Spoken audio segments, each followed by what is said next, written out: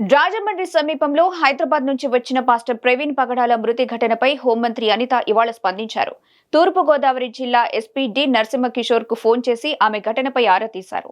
Pastor మరణంపై సమగ్ర విచారణకు హోంమంత్రి అనిత ఆదేశించారు. పాస్టర్ ప్రవీణ్ ప్రమాదం జరిగిన సమీపంలోని సీసీటీవీ ఫుటేజ్లు పరిశీలించాలని ఆదేశాలిచ్చారు.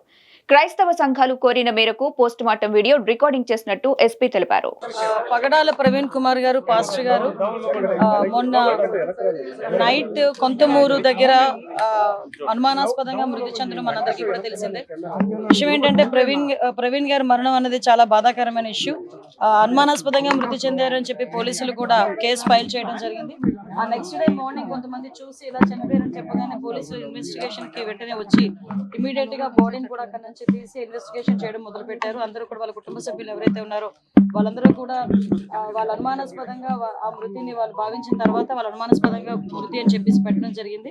ఇమీడియట్ గా నేను కూడా ఎస్పీ గారితో మాట్లాడాను, డీజీపీ గారితో మాట్లాడడం జరిగింది. గౌరవ ముఖ్యమంత్రి గారు కూడా దీని మీద ఇమీడియట్ గా ఎంక్వైరీ చేసి నిజానిజాలు తేల్చమని చెప్పేసి అందరికీ కూడా ఆర్డర్స్ కూడా పాస్ చేయడం జరిగింది.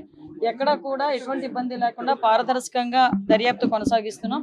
ఆల్రెడీ పోస్ట్ మార్టం కూడా ఈ రోజు రాజమండ్రి అక్కడ జరుగుతుంది, రాజమండ్రిలో జరుగుతుంది పోస్ట్ మార్టం కూడా. సో ఎవరు కూడా దీని మీద ఎటువంటి అపోహలు పెట్టుకోవద్దు. డెఫినెట్ గా ఏదైతే వాళ్ళు కోరారో క్రైస్తవ సంఘాలన్నీ కూడా చాలా మంది వచ్చి అక్కడ డిమాండ్ కూడా చేశారు. డెఫినెట్ గా అన్ని కోణాల నుంచి కూడా దాన్ని మేము యాక్సిడెంట్ గానే పరిగణించట్లేదు. అలాగే అన్ని కోణాల నుంచి కూడా దర్యాప్తు కొనసాగిస్తాము. నియర్ బై ఉన్న సీసీ క్యామ్స్ అన్నింటినీ కూడా పోలీసుల ఫుటేజ్ కూడా తీసుకుంటున్నారు. అదేవిధంగా టవర్ డంప్ను తీసుకుంటారు, సీడియాస్ ఆ నియర్ బై ఉన్న సీడియాస్ అన్ని కూడా తీసుకుంటున్నారు. అన్ని కోణాల్లోని కూడా ఎంక్వైరీ చేస్తున్నాం. ఒక టీంను కూడా దీనికి డిప్లాయ్ చేయడం జరిగింది. దీని మీద దయచేసి నేను ఏం చెప్తున్నానంటే ఇది మతపరమైన ఇష్యూ. దీని మేము చేసే పని డెఫినెట్గా చాలా ట్రాన్స్పరెంట్గా చేస్తున్నాం. దీని మీద ఎటువంటి అపోహలు పెట్టుకోవద్దని మనస్ఫూర్తిగా నేను తెలియజేస్తున్నానండి. దీని మీద ఎటువంటి రాజకీయాలు కూడా దీని మీద పని చేయకూడదని నేను కోరుకుంటున్నాను. ఎందుకంటే ఇది ఒక పాస్టర్ గారి తాలూకా మృతికి సంబంధించిన ఇష్యూ. దీన్ని మేము చాలా క్లియర్గా క్లారిటీగా క్లియర్గా దీన్ని ఎంక్వైరీ చేయడానికి కూడా మేము సిద్ధపడ్డాం. ఒక కమిటీని కూడా మేము ఫామ్ చేయడం జరిగింది.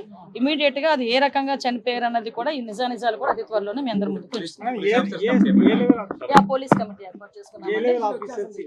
డిఎస్పీ లెవెల్ ఆఫీసర్ ఈ రోజు అదే దాన్ని ఎంక్వైరీ చేస్తున్నారండి. కొవ్వూరు డిఎస్పీ గారు దీనికి ఎంక్వైరీ ఆఫీసర్ కింద కూడా ఎస్పీ గారు నియమించడం జరిగింది.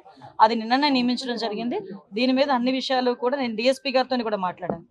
ఎవరైతే ఎంక్వైరీ ఆఫీసర్ ఉన్నారో ఆ ఎంక్వైరీ ఆఫీసర్ గారితో కూడా నేను మాట్లాడడం జరిగింది. ఎస్పీ గారితో మాట్లాడాను, డీజీపీ గారితో మాట్లాడాను. అందరితో మాట్లాడి ఇన్ఫర్మేషన్ తెప్పించుకొని ఎప్పటికెప్పుడు మానిటర్ కూడా చేసుకుంటున్నాం. వాళ్ళ కుటుంబ సభ్యులు కూడా నా ప్రగాఢ సానుభూతిని తెలియజేస్తున్నా. ఆ కుటుంబ సభ్యులు కూడా నేను మాట ఇస్తున్నా గవర్నమెంట్ తరఫు నుంచి ఏ ఎంక్వైరీ అయినా మేము చేయడానికి సిద్ధంగా ఉన్నాం. ఎంక్వైరీకి కూడా మీరు అందరూ కూడా సహకరించండి. దీన్ని అనవసరంగా కూడా మతపరమైన విద్వేషాలు రెచ్చగొట్టడానికి ప్రయత్నం చేయొద్దు.